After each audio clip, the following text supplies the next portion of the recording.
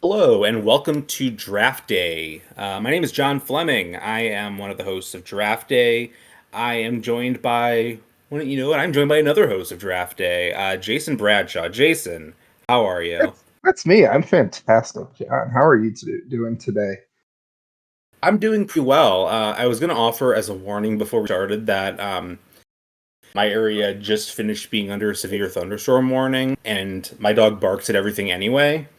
But he actually didn't bark through the storm, so if he starts barking now, then that is because he is specifically trying to sabotage our show, which I get it, but also, like, I give you a lot of, I shouldn't say the F word out loud.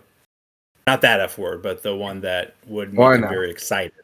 Yes. No, I hear that, and I'm my wife. I, you know, I let her out of the house tonight. That just joking, folks. I'm not like that. But I have, as we're recording this, a monitor that has cameras of both of my children on it. That I'm like, please don't wake up. Please don't wake up. As we record this, so this could turn into Lord knows what by the end of this. So I'm excited to get to it. First of all, because you said it, my wife. Second of all, um, RIP to the marriage of Sacha Baron Cohen and Isla Fisher. Um, Third of all, we're gonna draft an actual sports draft this time. We did the last time too. This If is I two in a row now, man. Yeah, we promised that. Well, I guess we can't promise, but the plan for all of the listeners out there is that we will have a very special episode of Draft Day next week. That should come out on Thursday.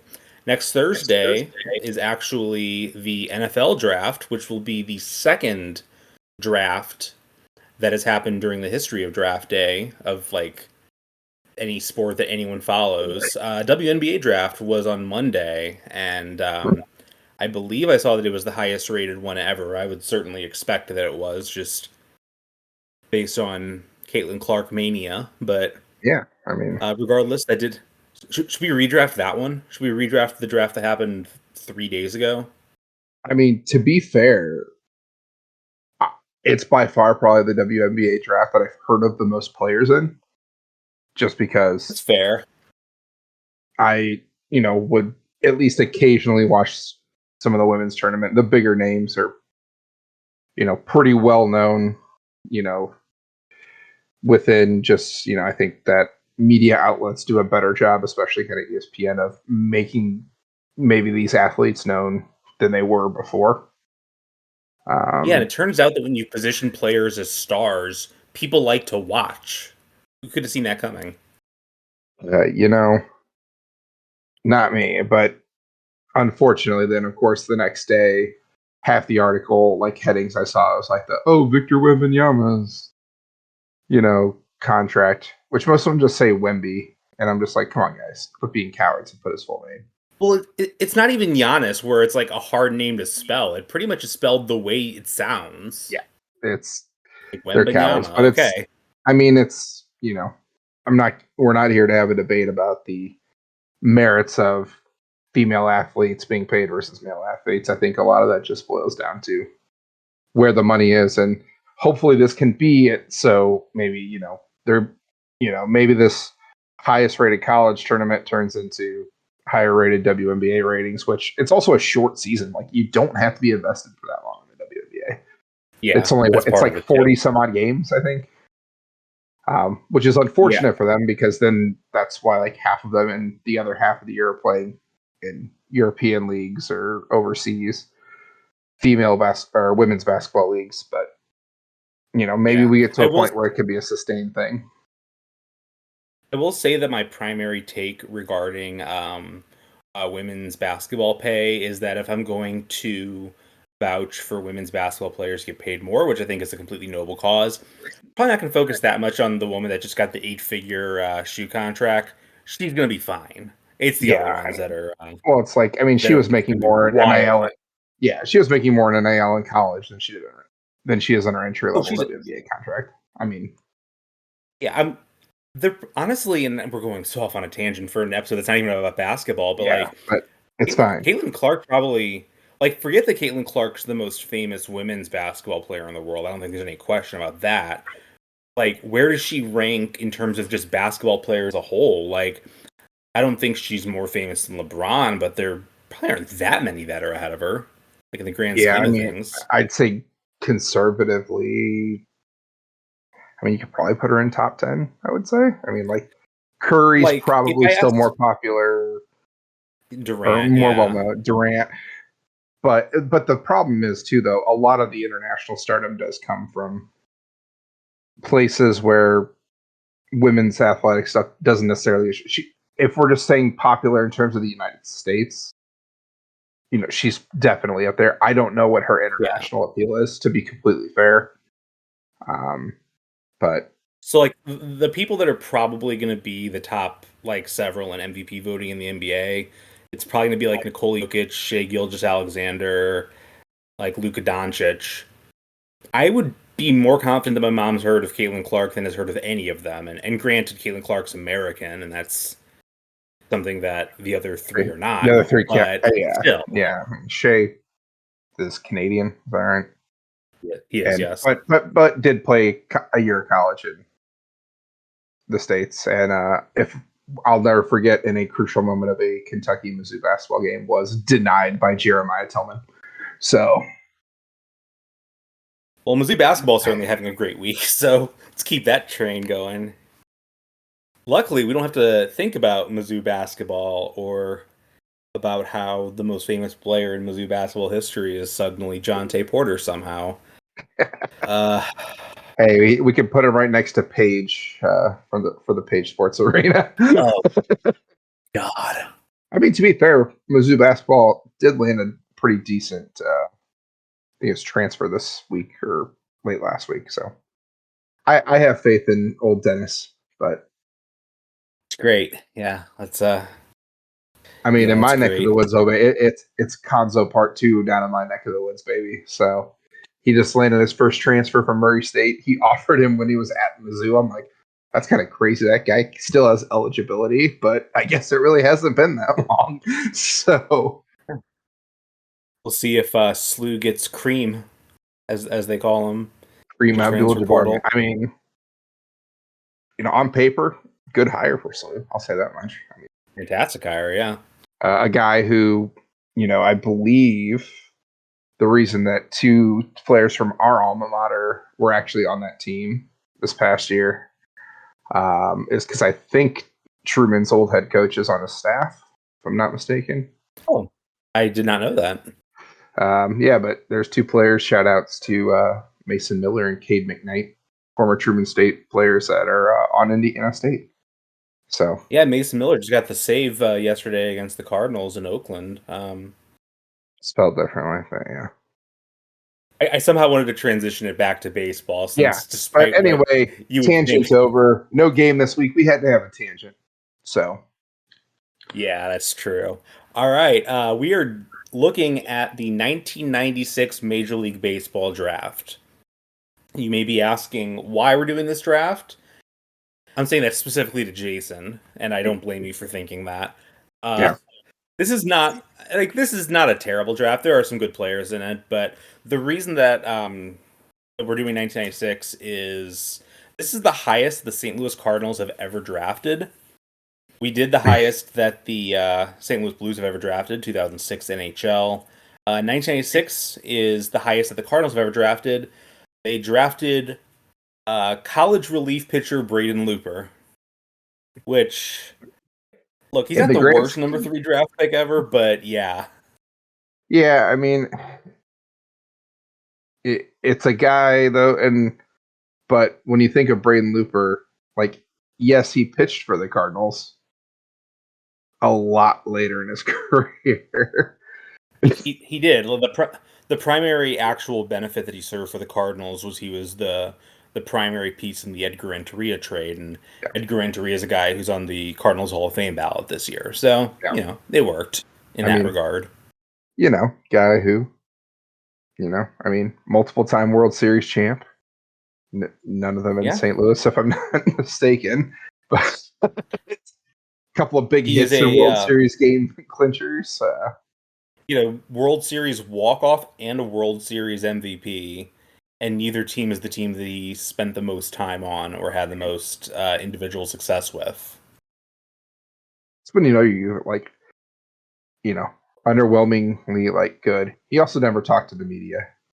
I know a lot of it was he was embarrassed about his English, I think, but yeah, and I think that if he were playing with the Cardinals today, it would probably like there's much more Spanish language media. They have a Spanish language broadcast. There'd probably be some coverage, but at that point, it really was kind of like if you didn't like speak the language, unless you were like Ichiro, where they had like a lot of media from Japan came over, but there were a lot of media from like Colombia coming over Edgar. Yeah, but nonetheless, that's why we picked the draft. One more very important piece that I do want to get out of the way before we get going here is this was a momentous episode, momentous draft, as for the first time in determining who will pick first, I was victorious in pool today. That's true, yeah. So I won't lie, I gave kind of a little like, yes! And my son looked at me, he's like, what, Dad? What happened? And then I had to tell him, and I'm like, wow, I got way too excited about this. For an underwhelming draft. That's spoken like a man who doesn't have kids, because if I were to lie to make it more interesting, he would continuously talk about that and then bring it up like 3 weeks from now, and I'd have to remember that lie, and it'd be a whole thing. That's actually reasonable. I thought you were going to say that you weren't going to lie because you don't want to lie to your children. But like parents lie to their children all the time. But I guess it usually is to make things less interesting. Yeah, you don't. I'll lie to him about things, mostly to be like, oh, okay, yeah, that's great, buddy, and scoot off. But, you try to end the conversation with lies as opposed to keep it going. But sure. Yeah. All right. So this is the first draft that where we've actually involved a player from the draft already, because number 2 overall pick I drafted in the April Fool's draft whenever I selected Travis Lee. Though whether he actually counts is let's put it this way, I don't have him on my list because he frankly wasn't that good of a player, but like that's a real borderline of whether he could be, because while he didn't sign, he didn't go back into the draft. But regardless, shout out to Travis Lee, original Arizona Diamondback. Yeah, for sure. All right. Should we just dive in? I'm ready to be nostalgic about guys, because 96 was the first year that I paid like any attention to baseball. I wasn't paying attention to the draft, but like by the time these guys were coming up, I was like full on like sports sicko. Yeah, that was, we were talking about that off air a little bit. I was saying just like some of the names to be able to see these, I'm like, wow, that's really fun to think about and get to see these names. I agree with you. And like John was alluding to, it was a little bit tougher of a draft in terms of, I'd say almost in maybe every single one we've done, there's a pretty clear, like, who you probably could take number 1. And this one, I think you can make arguments a few ways. Maybe 3 kind of top contenders. I would say this is probably the first draft that we've done that doesn't, other than the April Fool's draft or the movie draft, I guess, or the St. Louis draft. Yeah. But there's guys you could like make a Hall of Fame case for, I guess, but there's nobody here that's like in the Hall of Fame currently. No, there may not at any point be, but yeah, there's some good players though. Sure, I think so, and I'll start with one of those good players if all right, you'll allow me to. I'm going to go with a man who was a second round pick at number 1. What up, John's dog? And the kind of linchpin, I think, that pushed him over for me to want to take him at number one was he's the 2007 National League MVP, and that is shortstop Jimmy Rollins at number one. A guy who I honestly like. I hated watching Jimmy Rollins just because at that time the Phillies were a little bit of a thorn in the Cardinals' side when they were really good. I used to hate watch how Ryan Howard would get MVP votes over Pujols, like how they kind of flip flopped when they probably the other one should have won one year, kind of a thing. But the votes with the I don't know. But actually got to meet Jimmy Rollins at a game I went to with a mutual friend of ours way back in the day, and nice. He autographed a card for me and stuff. It was very cordial in our 6 seconds of interaction. And just randomly ran across him on Celebrity Family Feud the other night on a random episode that happened to pop up on my phone. So it was, but I mean, a guy who, like I said, won the MVP in 07, received MVP votes in 1, 2, 3, 4 other seasons. 4-time Gold Glover at shortstop, which I think you can always take a little more. Like that's one of those maybe more hotly contested positions at times in terms of Gold Glove because you get a lot of flashier type guys. And maybe I was just spoiled, obviously, watching Ozzie Smith growing up so much. But a guy who I don't know that I would say he was flashy defensively, but he was just rock solid. In terms of that, and not a big guy either. Like. In terms of his actual size, I mean, 5'7", 175, kind of paved the way for Altuve, if you will, in terms of small guys who can do stuff. But I would say that there are some Ozzie parallels. Like he's not Ozzie level fielder, but they're both switch hitters who were good defensive players, not necessarily like huge power guys, but he had more power than Ozzie did, but that type of player. Yeah, a guy who never, tore the cover off the ball. I mean, like 07, like he had that stretch, but 07 was his highest batting average. Like I think outside of his very limited rookie year where he hit 296. So like the dude never really hit 300 over the course of an entire season either. But yeah, I had occasional pop, good.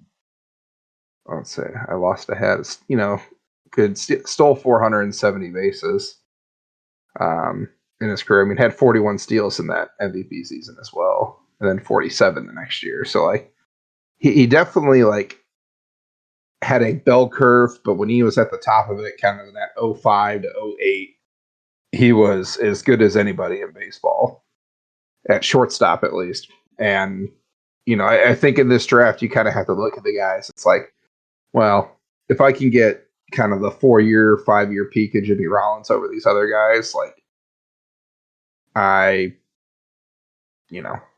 that's what I was going to roll with, and that's why I'm going to take him at number one. Also has the second highest WAR, I think, in the draft at around 47 career WAR. But yeah, the top two are actually by a decent margin. As far as Jimmy Rollins, yeah, I mean, you've pretty much said it all. Kind of covers every like basis that you would want from a player. A guy that I always really actually enjoyed watching. If I could like separate the Cardinals sort of bias. Yeah, honestly, like I feel like he and Chase Utley tended to get overshadowed at times by Ryan Howard because Ryan Howard had like a huge home run and RBI totals, but I would take either one of the middle infielders on my team over Ryan Howard, who good player, but like limited. Yeah. I mean, and we love him as a St. Louis boy. Like we love you, Ryan Howard. But yeah, by all accounts, a super cool guy, and like he was good on that episode of The Office. They allegedly named a character after him. So yeah, and definitely a guy too. Yeah, whenever you saw him on the field, like always smiling. Like seemed like he just enjoyed playing the game too. So, that goes places. So. Yeah, and I think a guy that you probably wouldn't want as like the best player on a team. I mean, there's a reason that the 07 Phillies didn't win the World Series. I mean, the Rockies made the World Series that year, so I don't want to read too much into that. Yeah. But like, definitely a guy that you like can very easily see him being a big contributor on a championship team. Like, he's the kind of guy who is destined to be like a secondary option on a really good team for a while, and that's what he was with the Phillies. I mean, he was, the run from I guess probably 07 to 11 when they were just. I mean, they were the best team in baseball during that stretch. Only the one World Series to show for it, but they were just fantastic. But yeah, fair call. He was not number one on my board though, so I am delighted Best of both worlds. I'm delighted to be getting my first pick. He is a player who leads this draft class in WAR, WAR 7, JAWS, three-time All-Star, four-time MVP vote recipient, so one fewer year than Jimmy Rollins, but a six-time Cy Young Award vote recipient. He is a player that a while back I like retroactively decided on like first team all MLB, second team all MLB, just like looking at like WAR totals, and by that measure I had him as a three-time first team and a three-time second team player, which is by far the most illustrious in this draft class. The number 684 pick by the Houston Astros, I'm going to go with Roy Oswalt. He was, of course, a teammate of Jimmy Rollins for a while in Philly, but had his best seasons with Houston. Speaking of guys who were we don't need to relive those. Speaking of guys who were a nemesis of the Cardinals, he was the NLCS MVP in 2005. Yeah, Game for all 6, that happened.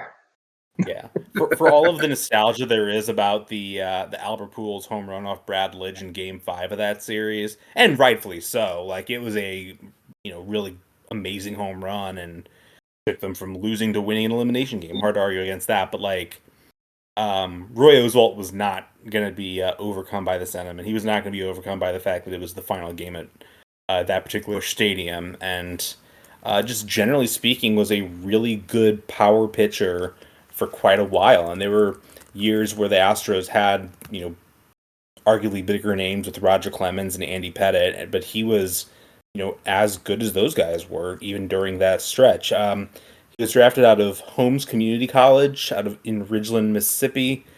Can't begrudge them too much for the fact that he did not go number 2 overall in the actual draft. Maybe Minnesota would have tendered him an offer, unlike the guy they actually drafted second, but that is for the previous episode. Not a guy with, not a guy that necessarily has like the counting stats that associated with Hall of Famers. 163 wins, 102 losses. He is the leader in wins in this draft class. Even though wins aren't like a great analytical stat, I think it does, over the course of a career, generally do a pretty good job of capturing how good a pitcher was in the long term. I think he's like pretty conclusively the best pitcher in this draft class. I would actually be terrified, even knowing what happens, to draft a junior college pitcher number 2 overall, but especially with Rollins off the board, I think the choice for number 2 comes very clear. I think the gap between Oswalt and Rollins is not enormous. I think there's a bigger drop off to 3, personally. But yeah, I figured you were going to take one of them to take the other one.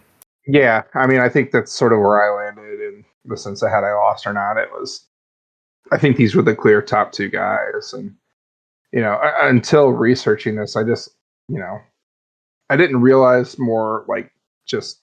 I remembered Oswalt as more a few years of sustained dominance, but like had a little more longevity than maybe in my mind in terms of his productivity and what he brought. I mean, and if I remember right, he's a guy who suffered with a decent amount of like lower body, lower back injuries and stuff just from like the way he pitched.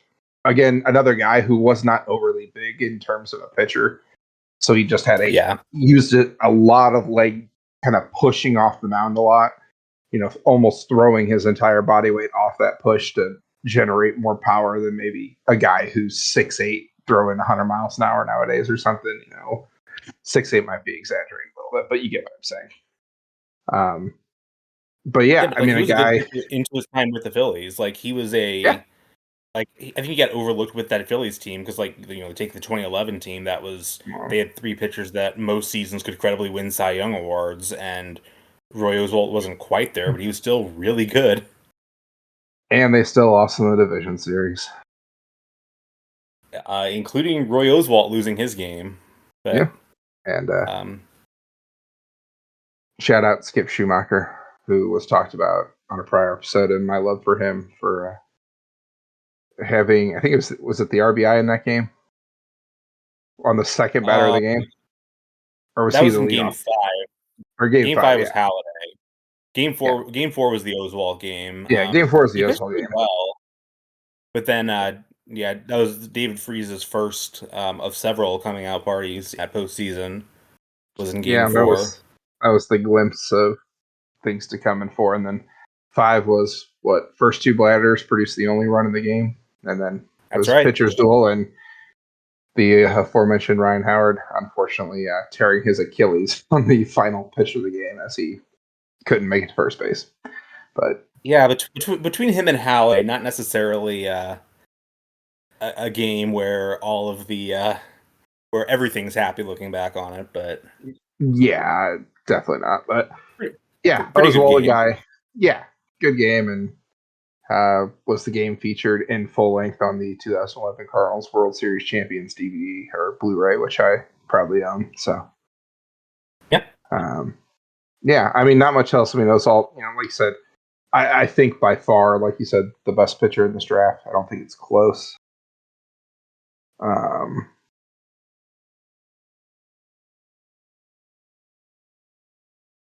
But yeah. All right, you are up. All right, number 3. I think this is maybe the last easy one as far as picks go. I think after this, things start to bunch up quite a bit. But number 3, I'm going to go with the 10th overall pick in this draft. Yep. And that's third baseman Eric Chavez out of Mount Carmel High School in San Diego, California, taken by the Northern California Oakland Athletics. A guy who was really, really good for, again, like 6 years. Then injuries and other things kind of took hold, but received MVP votes in 4 seasons, 6 Gold Gloves in a row, Silver Slugger in there too, which at third base, again, one of those things when Silver Slugger, Gold Gloves, you're competing with guys who can hit. Yeah, not enough. I always kind of thought of him as like the poor man's Roland for the American League. Yeah. And, a guy who, not ridiculous power, but you look at a stretch from 2000 on, home runs, he went 26, 32, 34, 29, 29, 27, before dropping off and not hitting more than 16 in a season much after that. But, solid guy in the sense of, he had 260 career home runs, 902 RBIs, career 268 hitter. Just like you said, this is one of those weird drafts where outside of maybe those top 2 guys, there's not a ton this is going to be a lot like our later picks in other drafts where it's like he was a really good player for a small period of time, and after that I think injuries basically just derailed him. He had 1 season with the Yankees in like the latter part of his career where he had a little bit of a rebirth, but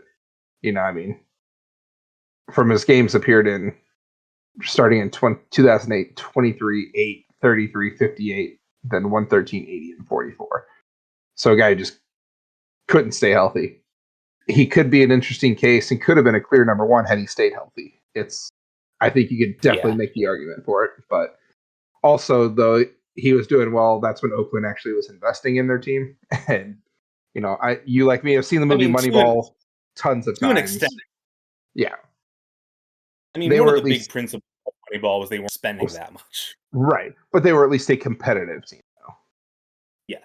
And they were now part of that, they had great pitching, starting pitching, and stuff like that. But, yeah, I was going to say the main reason Eric Chavez was a really good player is that he wasn't mentioned in the film Moneyball. They just tended to kind of yada yada the big three in the rotation. They barely mentioned the guy that won MVP that year. Yeah. Um, But hey, we got to look, get it's a good Scott. We got to get Scott Hedberg in there. That's look. It's a good movie. I understand why you have to streamline the story for the sake of a movie. The book not mentioning it's a little bit more inexcusable, but I'll grant the movie. Also, I don't think Aaron Sorkin knows who any of these people were, so I don't no. want to That's, to me. So yeah, Chavez was number 3 on my board as well. For my next pick, I go with a player who is definitely not as accomplished of a career as Eric Chavez, or obviously the two guys before him. Really a pretty short peak, but a player who kind of quietly was one of the best hit in baseball for a few seasons.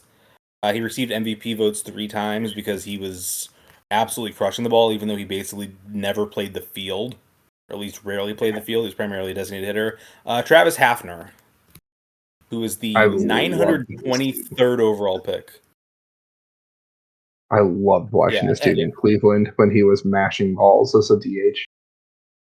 yeah, he's actually a guy that I really didn't appreciate as much when he was in his prime, but he's one of those guys where, like, you go back and look at some of those seasons, you're like, oh, like, the two best hitters in baseball are Albert Pujols and Travis Hafner, and I'm not positive which one's number one for, like, a moment in time, and that moment was quick, and obviously Yeah. Pujols, like, being a good defensive player who could play credibly at a few different positions, was a much more valuable overall player, but, Hafner was a guy who, despite not playing nearly as much, he had 1,183 games, which is barely more than half of what Jimmy Rollins had, but nearly had as many home runs. He had 213 career home runs and 4,058 at bats.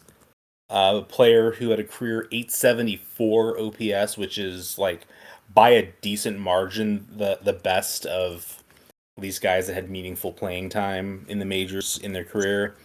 He is once again a player that I'm drafting out of junior college, out of Cowley Community College in Arkansas City, Kansas, which Baseball Reference tells me is a real city, and I mean, they haven't there's lied to like me Texas yet. City, Arkansas, so that makes sense, right? Yeah, every city, and then there's probably a Kansas City, Nebraska. And there's Missouri City, Texas. I know is a thing because There's Philadelphia, Mississippi. Yeah, there are some cities that just sound fake. Like, Missouri has a city that's spelled Nevada that's pronounced Nevada. Like, we are not innocent. Yeah, there's a lot we have a of city those. called Mexico. We have a city called Mexico whose residents are called Mexicoans. Just deeply perverted region of the country that we have here. Hashtag that's my state. But yeah, Right. a guy too who, like, when you're talking about being a best hitter with Travis Hafner, had a walk rate of like 1.25%. So, like, would take some walks when given to him. What did you say? 1.25? Sorry, 12.5%. Excuse me. Okay, I was going to say 1.25 I have my is decimals Vlad off. Guerrero. Okay. That's 12.5% walk rate to plate appearance. And 598 walk rate this year. Yeah, 598 walks in 4,782 plate appearances. So, yeah, I mean, I think that, like, the guy that I guess whenever I think of him, the other player that I think of as, like, a comp would be another player who was playing in Ohio at that point, Adam Dunn, who was not a DH, but, like, fielded like a DH. And Dunn had the better Mr. Home Run, Walker, Strikeout. Yeah. Hafner was a real 3 true outcomes kind of guy. Yeah, but I mean, and honestly, like, he was a guy who, he, in a sense, for a while, he became one of those names when you talked about guys accomplished DHs, obviously, like, Edgar Martinez kind of being the first guy who really, like, established the DH and, as, like, its own position. Yeah, as its own position.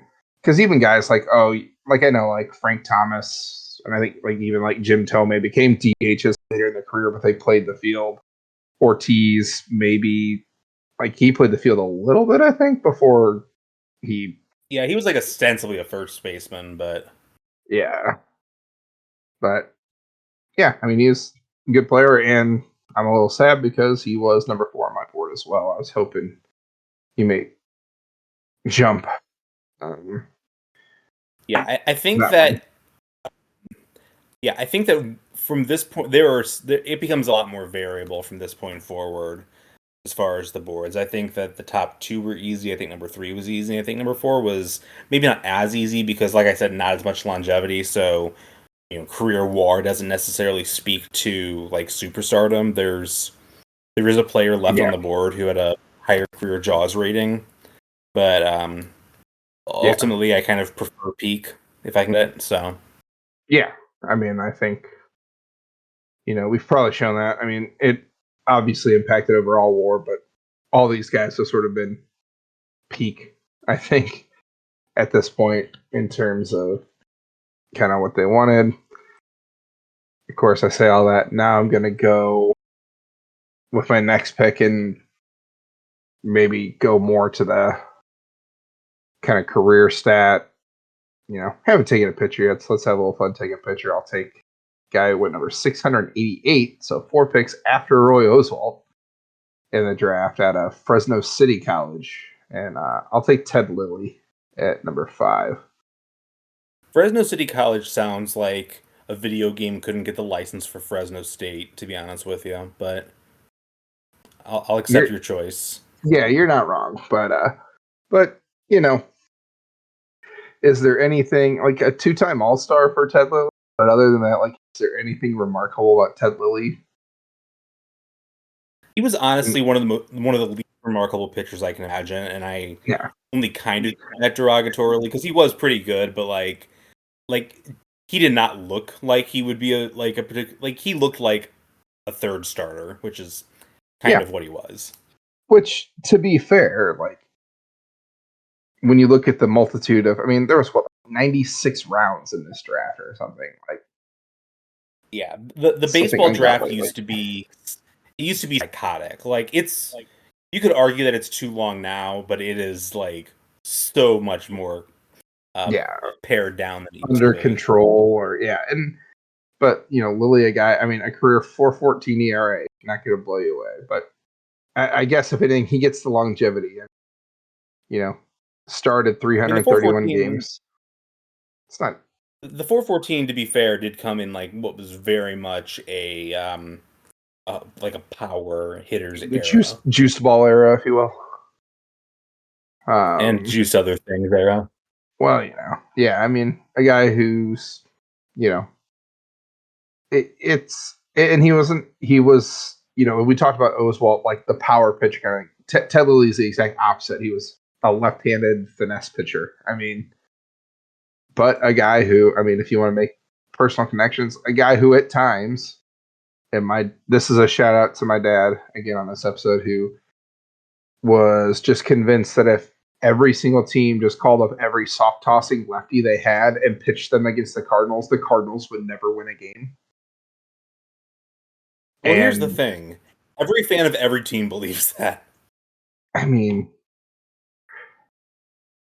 I never believed it, so I don't know. But regardless, longevity and, had 130 career wins for whatever that is. He's about a 500 pitcher, 130 and 113.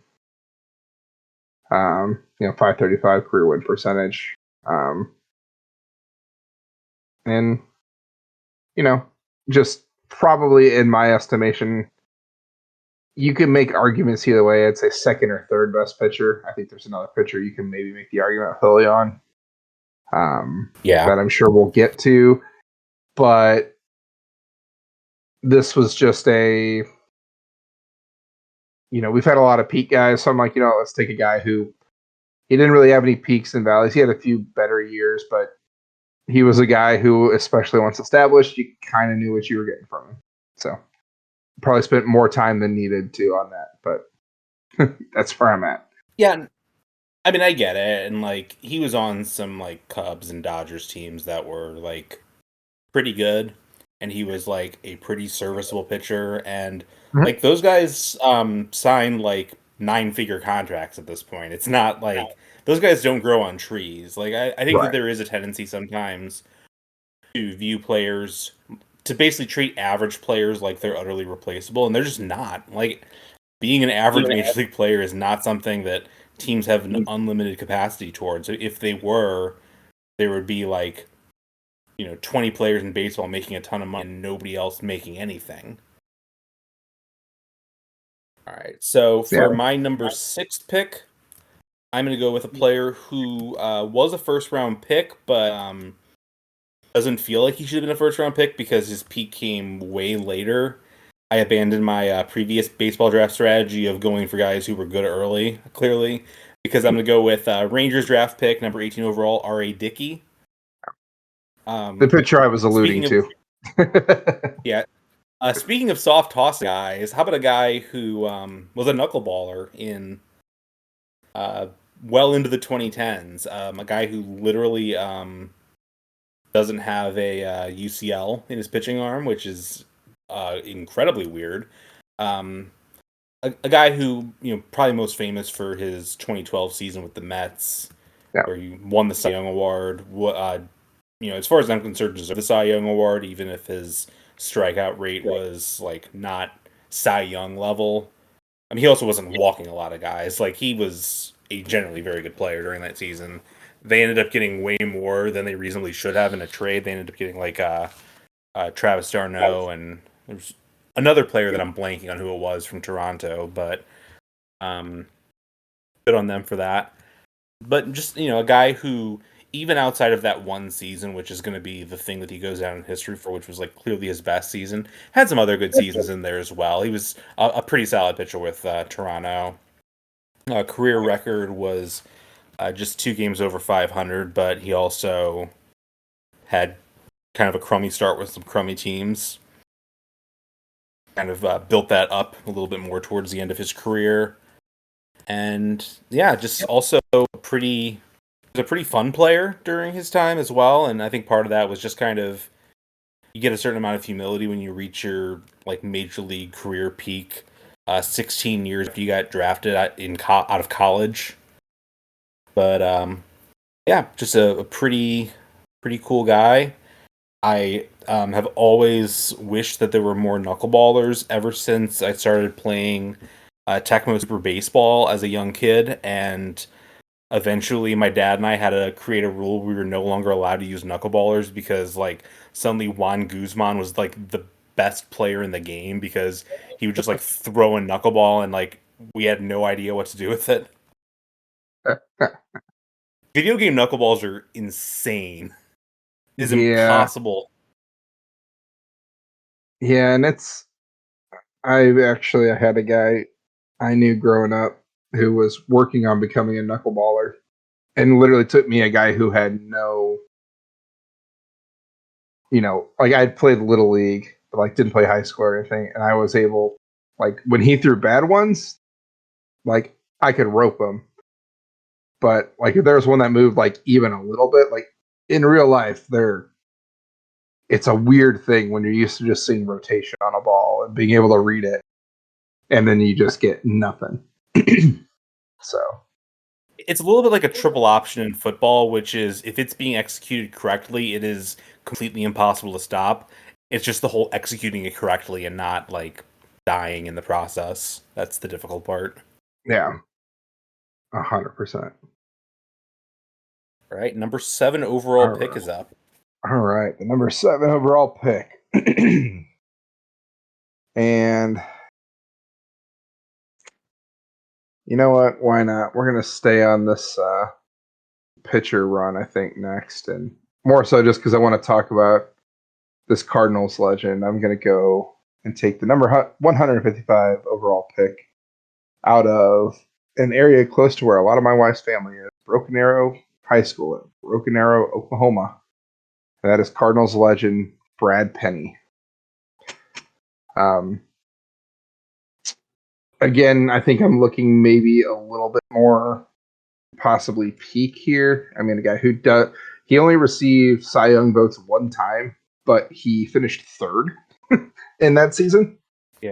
Was that the Dodgers season, or was that with the Marlins Yeah. still? That is the 07 Dodgers. He Okay. was an All-Star in 06 and 07 with the Dodgers. Now, when we joke about him being a Cardinals legend, he had one season with the Cardinals in which he injured himself hitting a grand slam off of former Cardinals pitcher Joel Pinheiro. Yeah, shout out to a friend of the podcast, Alex Turpin, whose podcast I was on last week. Check out the Here's a Guy feed for that. But he is obsessed with Brad Penny, and he if he listens to this episode, which he better, because I listen to his podcast, but if he listens to this show, yeah, he's going to be delighted to hear this name. So I have at least one vote in the Who Won the Draft poll. So, because I don't even know if I'll vote for myself. But yeah, a guy who started his career was on, he was on the World Series team in 03 with Florida.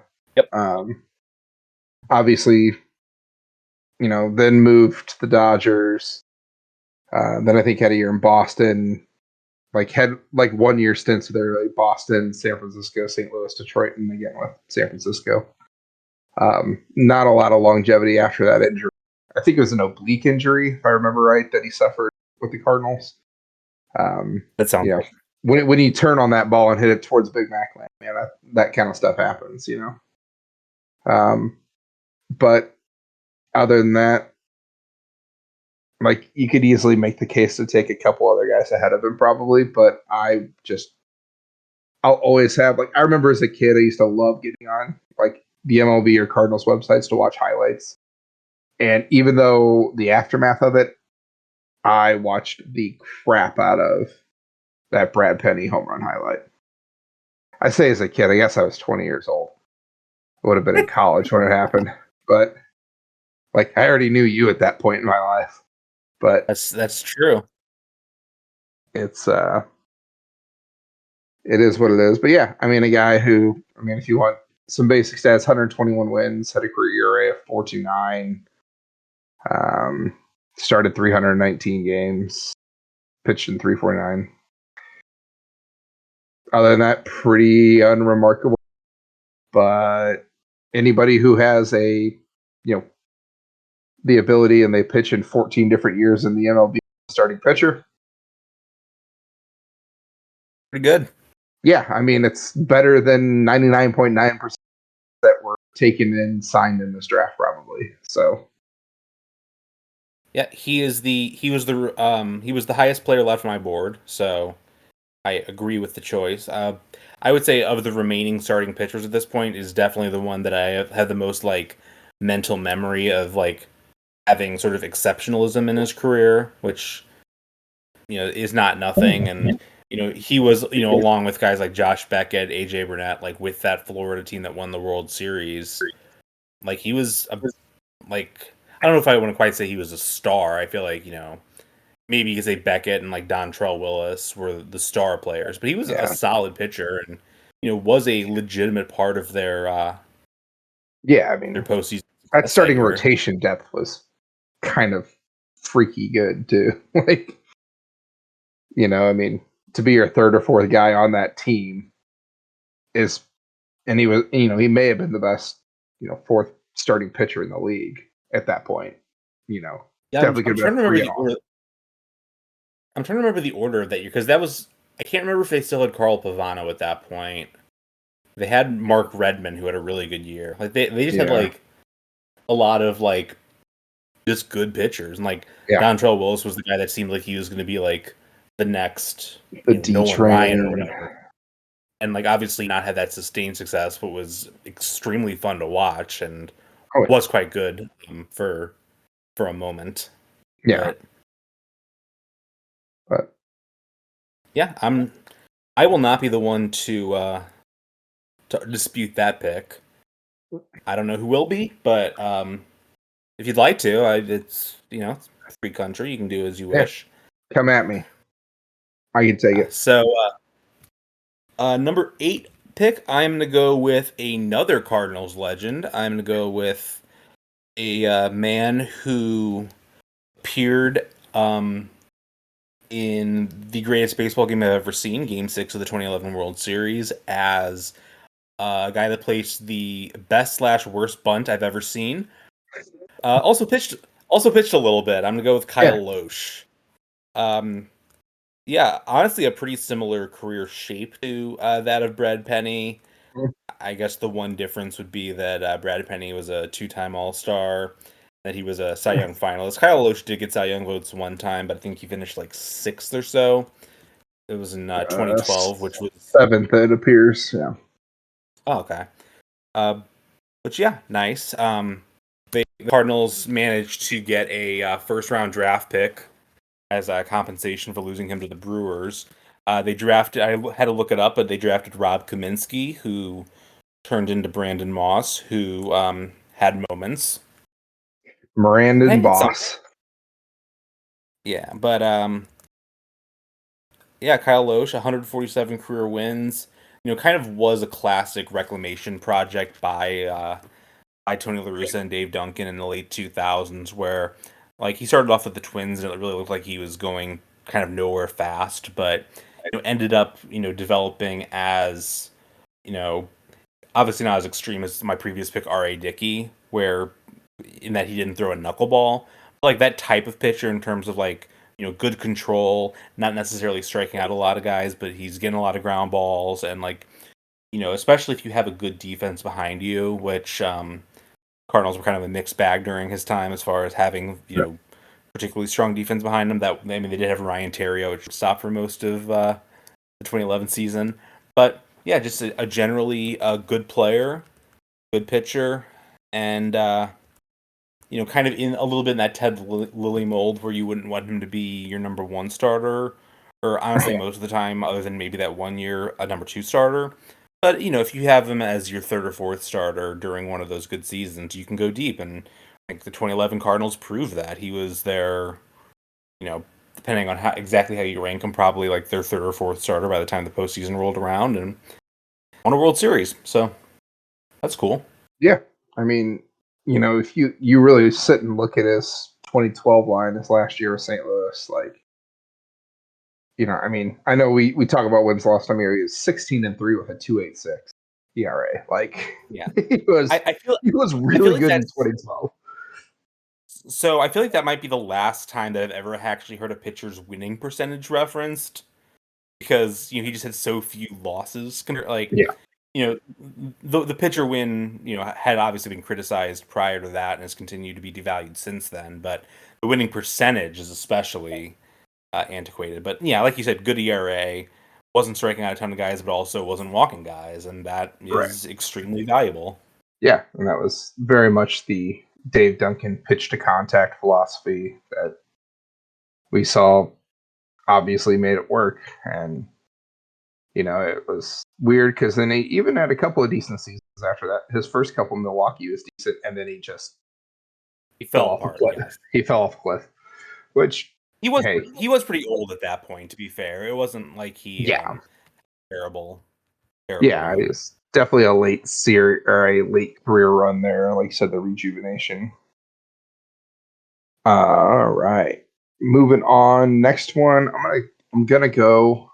Yeah, I feel like in a draft where there's maybe not that deep, but some of the top-ish picks ended up being some of the best guys. And I'll take the guy I already have, the number 10 overall pick in Chavez. I'll take the guy taken for him.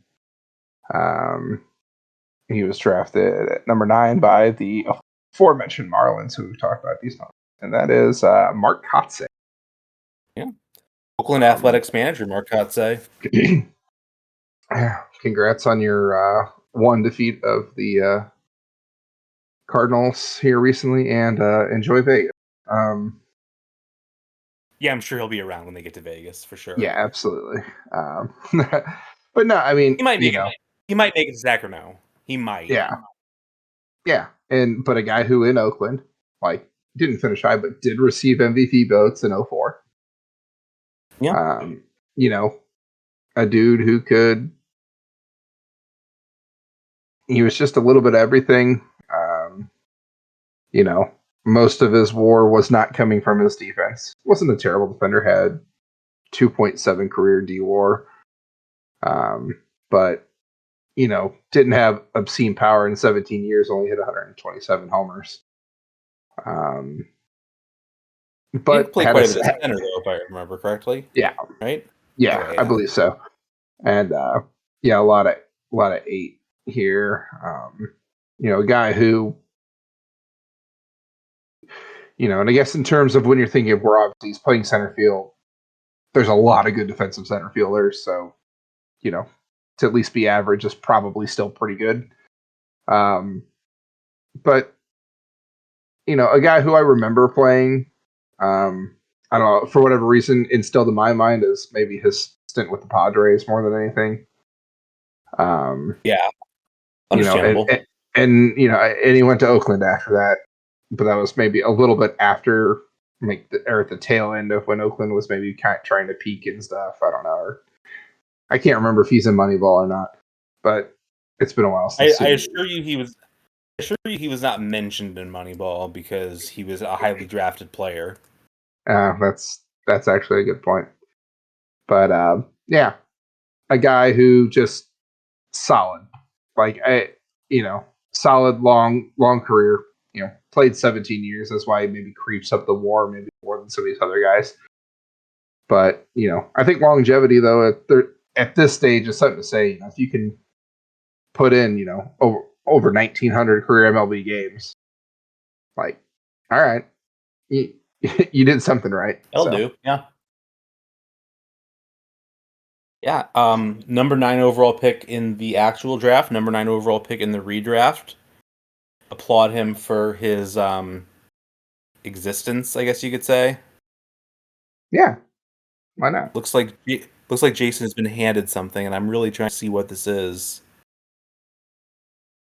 It appears to be some sort of bull. I don't know, like an animal of some sort. It is a painting of a cow, which my wife, who just got home, handed me that she made this evening, and I think it looks lovely. Oh, nice.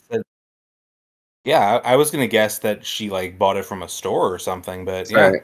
After this air, I will take this picture and I will make sure to post a picture of this on the Draft Day Pod Twitter feed for everybody to see. Why everyone's got to follow the account. You got to see what we're talking about. So you can see my wife's art. That is what everybody is looking for. Yeah, and to paraphrase Roy from The Office, her art is the prettiest art of all of the art. One of the truly great lines, but it's such a good reference. All right, so I'm gonna with my number 10 overall pick. You took number 9 at number 9, and number 10 I'm taking number 1,512. Selection by the Atlanta Braves. I am taking Marcus Giles. Marcus. He was in so he is a one-time All-Star, which doesn't sound particularly impressive, I suppose. Received MVP votes twice. In one season, had the highest WAR of all second basemen in baseball. Not a guy who was around for a super long time, kind of overshadowed by his brother Brian in terms of overall attention paid to a Giles. But, was a pretty good second baseman for a minute on those Braves teams. The career numbers aren't necessarily going to knock you out, but, 782 OPS for, a guy that played, competent defense up the middle of the infield. Yeah, sure. Yeah. No, definitely one of those guys who, when he came on the scene,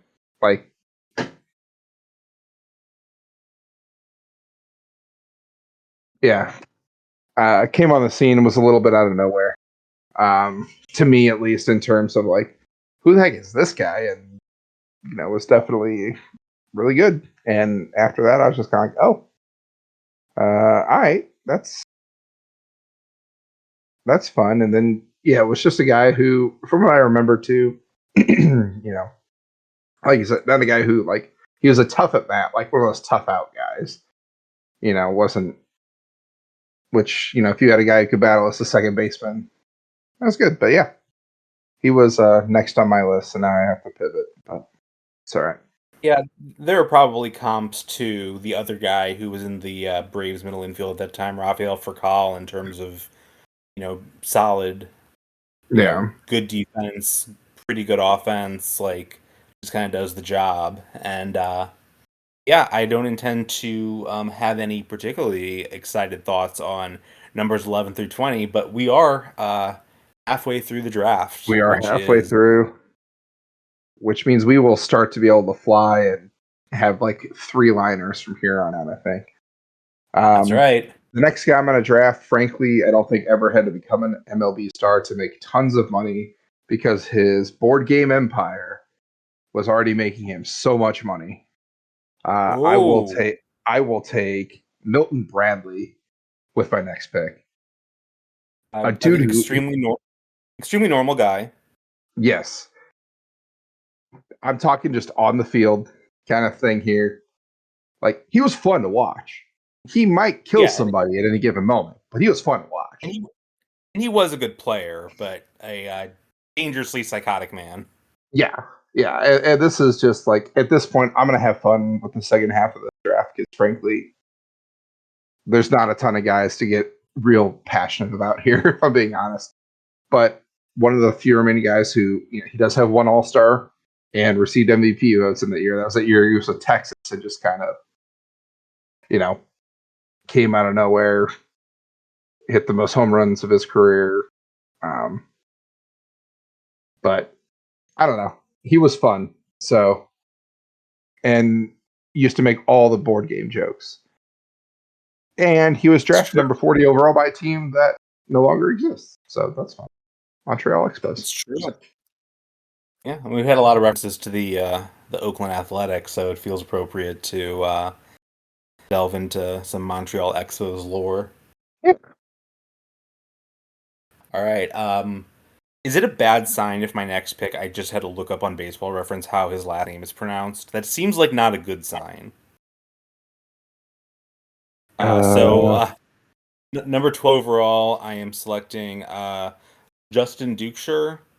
He was drafted by the Boston okay. Red Sox, but never played for them.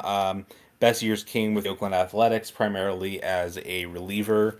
Had some pretty good years as a reliever. He was a two-time All-Star. Just kind of looking through some of his individual season stats. 2 years in a row, 5.06 with a sub-3 ERA. He wasn't a closer for the most part, but just like a solid middle reliever, and yeah, a pretty good player. And um, as much as I made fun of the Braden Looper like getting college reliever thing, even though we did have a brief time as a major league starter, getting if you're getting a reliever, but like your reliever is good, I'm not going to say no to that. If probably wouldn't take, other than maybe like Mariano Rivera, I'm not going to take reliever number one overall, but it's something. Yeah. I mean, if you are going to take it early, we're not wrong. Yeah. I mean, sure. At this point, What is your favorite Justin Dukeshire memory? when you had to look up how to pronounce his name 2 minutes ago. Same. All right. Great. Perfect. All All right. right. Number 13. Number 13, I'm going to go with Missouri's own, the state of Missouri's own, Joe Creedy, third baseman, taken at 137 by the White Sox. Does have a Silver Slugger and an All Star to his name. I Those were couldn't. different. I could not. I could not believe he had a silver slugger. Whenever Me looked neither. him up, I was astonished. I mean, he was a decent enough hitter, but and I'm not gonna like critique your pick too much, but like that's crazy. That's absurd. It is. It is absurd that he had that, but he was just a guy that I don't know if like what my like love of him came to. I think it was just because I remember he had a nice flow of hair at one point in his career. Um, That sounds it, right. it, I remember that. and a guy whose value, maybe more than these other guys, like the fact that he had a Silver Slugger, alluding, very good defensive third baseman, very good defensive third baseman. He Of his was, yeah. of his career, 16.8 WAR, 8.5 of that is defensive WAR. Was he on So the '05 White Sox team that won the World Series? I'm he forgetting. I feel like he he, was. Yeah. Okay. he was, yeah. He was on, he stayed with the White Sox his entire career until his final year. He played in Minnesota, apparently. But yeah, He feels like a Minnesota player. That tracks. yeah. I mean, a guy who, 140 home runs. So just for the record here, too, the year he won his Silver Slugger Award, holy crud, he hit 30 home runs that year. Oh, sure, yeah. I had no idea that we had a season where Joe Creedy had 30 home runs. All right, well, cool. But yeah, Joe Creedy. Shout out to Westphalia, Missouri, which The way is you know that it's near Jefferson City, I know that yeah, because I literally looked up the town. yeah. But anyway, so if you go to the Wikipedia page for Westphalia, Missouri, you know a town is cooking when they have a section called Notable Person. That's when you know that they are rocking and rolling. I'm assuming the notable person is Joe Creedy. You know, it sure is. That'd be impressive if it wasn't. They're like, no, this guy's not to make the Westphalia Wikipedia page. Yeah, well, actually, it's Sir Lawrence Olivier. Interesting. Okay. Yes. And then I guess Creedy falls number 2. I mean, But yeah. all right. Reasonable enough. I am going to go with a different third baseman for my next pick.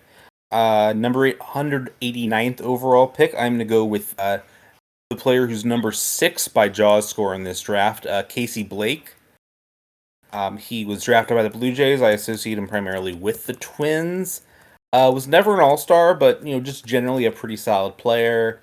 167 home runs for his career, 778 OPS. He is the first player that we are drafting out of Wichita State University, the school that Braden Looper went to. But old Casey Blake is jumping the gun here. This is the part of the draft where I start feeling less like some of these guys are reaches because, even though Casey Blake was nobody's idea of a great player, he was a pretty solid third baseman. And mid-first round, you're going to be okay with that. Yeah, he's a guy whose advanced stats and stuff, like when we were researching and doing this, it's the one that I'm like, wow, he's that high, in WAR, Jaws, things like that. Because I just I remember his name, but I would venture to say that of the position players in this draft, he's the most akin to Ted Lilly, which is that he's just that interesting. Yeah. Could be a serviceable part of a decent team. So go with it. On to number 15 we go. Yeah, on to 15 we go. I'm just gonna stick with my guys that I remember having fond, very small windows of memories with. I'm gonna go to the outfield, take a second round guy, 37th pick to Minnesota. I'm going with Jock Jones. Nice, yeah. A guy who just, like a lot of these other people in the draft. I mean, he played across 10 MLB seasons, the last 3, which not a ton, but before that, he had a 7-year stretch where the fewest number of games he played in was 105. No accolades or anything like that. But corner outfielder. I think he primarily a left fielder. I think not a defensive guy, but also didn't have a great bat. But I mean, hit 277 for his career. Didn't hit for the power like you would maybe necessarily expect at times, but guy who, he OPS 775 for his career, so you take it. He was a competent player, and I think his best seasons coincided with some pretty fun Minnesota Twins years, coming off of the threat of them being banished from the league after 2001. Which, man, that was a weird. The contraction discussion era, where Montreal, it's Yeah, that sucks, but I get why it's Montreal. Minnesota never made sense, Yeah, other than like Buddy League was friends with the owner and he wanted to get out of it. yeah. It's So but yeah, yeah, and it's fun to just say Jock Jones. I mean, it's made, that's and it's not Jacques. There's no S on it. It's Jock, Jacque. So yeah. I'm kind of trying to think. Do you think that his name would endear him to Montreal if he'd gone there, or do you think they would resent that he doesn't quite fit the francophone I mentions? mean, yes, maybe they'd be like, Yeah, he's he's close, but not there. The Americans ruined it. Well, he's okay. Like he, yeah. I feel like maybe he'll be like the Canadians' next head coach or something. and I'm thinking about it, which is weird because like like you said with the Canadians in hockey, they're like very much not so much now, but like historically associated with having a lot of French Canadian players. I'm sure that the Expos had a French Canadian player at some point, but I can't think of any off the top of my head. The one Canadian I can think of is Larry Walker, and he's from the western part of the country. But Yeah, one of your personal heroes and Cardinals legend, Larry Walker. that's true. All right, number 16 16. overall. I'm going to go with a guy who was the number 20 overall pick, so about where he went. Speaking of going back to the Minnesota Twins, this is the third straight pick that I associate primarily with the Yeah. Twins. Eric Milton Mm-hmm. was just, kind of fits a little bit of the mold of some of the other, basically the pitchers in this draft that were not Roy Oswalt, where like just a good, like serviceable, middle of the road kind of mid rotation guy. Was an all star one time. Did not have particularly long, like I feel like I remember his career being longer than it actually was because I'm seeing 100. It says 113 games. I guess that sounds about right. But wait, that can't be right. I'm looking at the wrong thing because he has more than any decisions. But He had 271 games where he pitched. He had a plate appearance in 113. That's what you're looking at. oh, that explains why Justin Dukeshire has 10 games played. Okay. Yeah. Um, kind of at a high ERA for like even for this era, career ERA of nearly 5, but tended to pitch in kind of not great pitching environments. He was on the Reds for quite a while as well as his time with the Twins. Both are kind of susceptible home run parks in not a great era, but yeah, just he was all right. Yeah. This is He was a guy. I try to remember around this point in the draft. This is like roughly where the Cardinals drafted Pete Kozma, and Pete Kozma like probably can't really be considered a bust, and so therefore that's the standard I need to hold these guys. Yeah. I mean, that's. I think at this point, yeah, you get a guy 20 who, you know, has close to 300 games played in the major leagues as a pitcher. Like, you can't. You don't last that long if you're just awful. You have some value. So, um, speaking of guys who were pitchers and were just kind of guys that were taken right around pick 20, I'll take the next pick with my pick, and I'll go with St. Louis Cardinals World Series champion Jake Westbrook. Yeah, Uh, back to the game 6, guys. yeah, I mean, to be fair, while not the biggest piece, definitely a piece that was needed, especially at times. Went to the bullpen for the the 2011 playoffs for him. Does have one All-Star under his belt. Obviously, bulk of his career with Cleveland. Um, Never great. He did have a year in Cleveland where he had a 3.12 ERA, career ERA of 4.32. Almost right at 500 for his career, 105, 103 in terms of win percentage and such.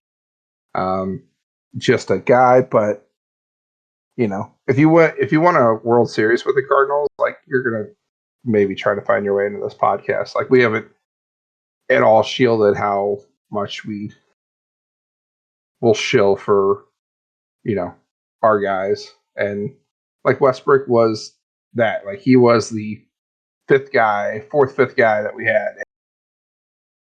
But then, like you said, he came in and had big moments pitching in Game 6 of 2011 World Series even. So, shout out. We love you, Jake Westbrook. He was in some fascinating trades throughout his career. The trade that brought him to St. Louis was the one that sent Ryan Ludwig to San Diego. Probably most known for Corey Kluber being traded from San Diego to Cleveland. But, Cardinals basically came out even in a trade where one of the other teams involved won, the other one lost. They did just fine. They got a World Series out of it. Those other teams haven't, so that's okay. Yeah.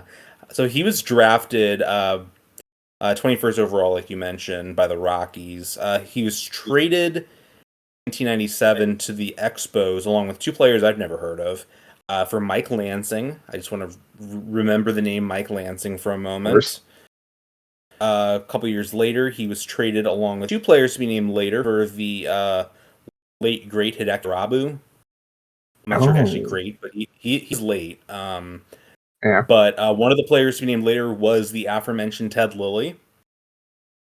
Interesting. He was traded by the Yankees to the Cleveland then Indians, along with Zach Day and legendary Twitter account, probably not Haver, but there is a account with his name, Ricky Leday. They were traded for David Justice.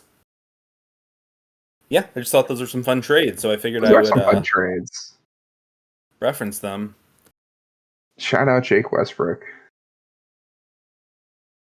Yeah, enjoy your choice there. I'm going to go with a guy who has not too dissimilar stats to Westbrook. He can right there a little bit better. I admittedly don't have any real vivid memories of this guy. Doug Davis. He was an adequate pitcher for the Brewers. He was drafted by the Rangers career losing record, but again, he was on the Brewers in the 2000s, so kind of hard to fault him too much for that. Played at City College of San Francisco, which I do not believe is the same school as the Bill Russell one. I believe that's University of San Francisco. But that is the extent of Doug Davis discourse I have. He just had decent WAR, so I felt like I should take him here.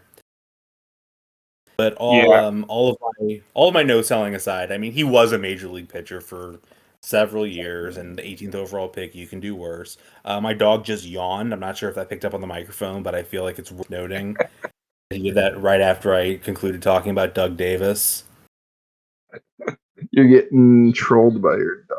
I mean, yeah, Doug Davis was a guy who sort of in lines with maybe not to the extent that Casey Blake was. I was like, oh yeah, I kind of remember him existing.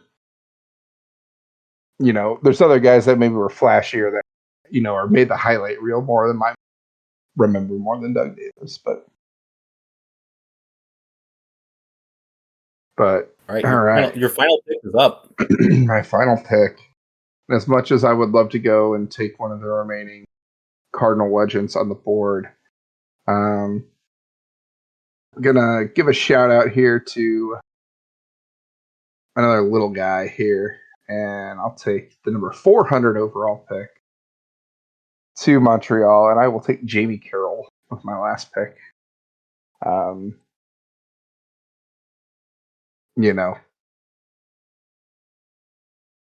Was another one of those guys Jamie Carroll. He existed, guys. 12-year career, in which he managed to accumulate 13 home runs in his major league career. So awesome. Yeah, sounds great. And yet still and he's decent defensively too, but he existed. And went to the University of Evansville. Yeah, shout out. I believe that's where Alan Bennis went. Or I know we're big in the Purple Aces area. Did Andy go there, or is he just from Evansville? Oh, he did go to the University of Evansville, and was the number 1 overall pick out of Evansville. That is, and Alan Bennis did not go to Evansville, so I was just completely wrong. Yeah, you know. I met Alan Bennis at a 4th of July baseball tournament one year, and he signed my glove. Random facts. That's Shout out cool. Yeah. to the Afton Athletic Association hosting a tournament back in like 2002. Yeah, we'll have to do the 1993 redraft just so we can pay attention to Alan Bennis. All right, take us home, man. Hey, yeah, looking through the guys that are there are some actually decent names available. There's actually somehow, despite how bored we are with our picks, a 2-time All-Star that's on the board in Shea Hillenbrand. Yep. Some Cardinals legends, Junior Spivey, who never actually played for the Cardinals, but was a spring training invite one time. Jason Marquis, Kiko Calero. We've referenced Moneyball a couple times, and the patron saint of Moneyball, Chad Bradford, is out there. Chad Bradford. Number 1 overall pick, I'm not sure if we even mentioned his name, was Chris Benson, who had an okay career. Injuries kind of caught up with him. Yeah. He was drafted out of Clemson. But instead of going with the number 1 overall pick out of Clemson, I'm going to go with the number 4 overall pick out of Clemson. Way lower on the career WAR leaderboards, but a guy who, for a hot minute, was among the best relievers in baseball. Yeah. I can't stress the minute part enough, but Billy Koch was a nice player. He had his moment.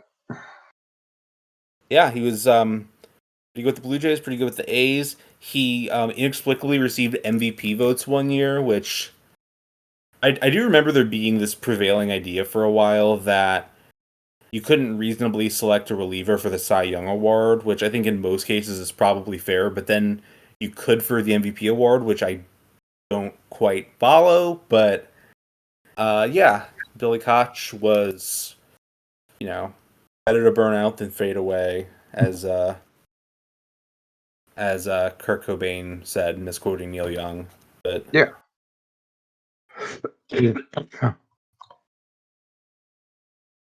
there we go. Any other names that we've not mentioned that you want to mention, or if we exhausted every interesting bit? A few of, really, when you look at some guys, like Kevin Gregg, a guy who I'll always just remember for the glasses, probably more than anything. But yeah, a guy who had his moment in the sun, maybe just because, Cardinal fan girl, like Rob Makoviak, a guy who saw play more than I would have thought. Sean Chacon, a guy who was there. Alex Cora, who, nah. World Series winning manager, though. Yeah. He's definitely made a career outside of, and in the interim, I think did some like analyst work too, if I'm not mistaken. So, but there's a lot of these teams like Marcus Thames, like he had his moment in the sun, mashing balls up in Detroit. Wade Miller did not have a long career, but was pretty good for the Astros for a while. Yeah. Definitely was a pitcher who scared for a couple seasons. I don't know why this is, but I somewhat often see in St. Louis Kansas City Royals Gil Mesh jerseys. I think it might be the same guy over and over, because I can't imagine why somebody owns a Kansas City Royals Gil Mesh jersey. It reminds me of whenever I went to Kauffman Stadium in 2006, I guess it was, and the group of guys next to us, the guy that we were talking to was wearing a John Buck jersey, which playing about the Cardinals, granted they were pretty bad last year, but man, that is levels of bleak that the St. Louis mind cannot comprehend. Yeah, that's I don't know. That's coming from a guy who owned a Skip Schumacher t-shirt jersey. So yeah, Skip Schumacher was better though. it's true. And also, that was a jersey. This guy owned a jersey. He was it's true. He put the investment. It's almost like creating your own Harrison Bates t-shirt jersey when he's in the minor leagues, and then before you even get it, he gets promoted out of the city you're in. It's useless. Well, yeah, that's not ideal. Yeah. I'm actually wondering now if maybe the guy, if maybe his last name was Buck and he just didn't want to dox himself. Because if there was a player named Fling who was on the Cardinals, it doesn't matter how bad he is. I'm buying his jersey. It's not thinking twice about it. I guess, like, I don't know. My last name, like, I don't know any Terry Bradshaw memorabilia. Or Brad Bradshaw memorabilia for that case. Yeah, but has a Bradshaw... Well, I get... Was there a Bradshaw on the Cardinals? I feel like there may have been at some point throughout. What am I thinking of? History. It was not a great... Yeah. That was probably pre, like, replica jerseys really being... yeah, I don't know. Like, I'm trying to remember. The Terry Bradshaw, not the Steelers guy, but 95, 96, right. There was a Cardinals outfielder named Terry Bradshaw. He did not play a lot. He went to Norfolk State University, a school about whose athletic programs I know no other details. And he was evidently, his major league debut was 24 years to the day before your wedding day to your wife who made art for you. So damn, that's and cool. Apparently he was, as recently like 2 seasons ago, the hitting coach of the Royals. Huh. And was fired on around May 16th, 2022, it appears. But wow. So I guess he would be hitting coach for me then. Yeah, probably would have been. Well, all right. Should I recap these picks? Sure. Recap away. All right. Jason's team. He picked Jimmy Rollins, Eric Chavez, Ted Lilly, Brad Penny, Mark Kotze, Milton Bradley, Joe Creedy, Jacques Jones, Jake Westbrook, and Jamie Carroll. Team John is Roy Oswalt, Travis Hafner, R.A. Dickey, Kyle Loesch, Marcus Giles, Justin Dukeshire, Casey Blake, Eric Milton, Doug Davis, and Billy Koch. And that is our episode. That is the draft. Shout out to the 1996 Major League Baseball draft. You certainly were a draft. And looking forward to our next episode where we're going to do something a little bit different. Oh, dude, I have carved out a couple hours in my weekend to do the first part, at least, of this. Yeah, this is going to be, I would argue, our most different episode yet. But I think that it is truly in the draft day spirit. So that is as far as I will go with that. Yeah, I would agree with that. So check back for us. As always, follow our socials. I'll apologize for maybe not being as active in them as we were at the start. Life is busy, and I'm not always on the socials, but you should never apologize for not being on social media. Yeah, you've made the right choice. You know, I will say I've started posting my personal Twitter more, and it's not like, oh, I'm posting sports takes. It's mostly just stuff about me being a dad with my wife and kids and having fun and just showing cute pictures of my kids. So, I get if you don't want to follow me. But if you want to, it's at Draft Day Dad Shaw. Follow us at Draft Day Pod for the podcast and the updates there in the episodes. And John, where can the people find you? You can find me on Twitter and Blue Sky and Threads, which I never go on anymore, but I am still on there, I guess. At JohnJF125. You can follow the baseball writing I do at STL Bullpen, stlbullpen.com. Also, I've written several articles this season, none about the actual 2024 Cardinals, but you want to see my takes on publicly financing stadiums and or Whitey Herzog, those are out there among other thoughts and takes. Like I mentioned, I was on a different podcast. Here's a Guy last week, so you can check out their feed to listen to that podcast. I will say that our episode next week is partially motivated. I was the one that I guess I was the one that came up with the idea, but there's a particular episode of their podcast that I kind of had in mind, so a little bit of an inspiration there, and there may be a little bit of a crossover coming with that. Hint, hint. But that is that's all I got. Shout out to my dog for only barking a couple times. We love you, buddy. dog. All right. Bye. All right. See you guys.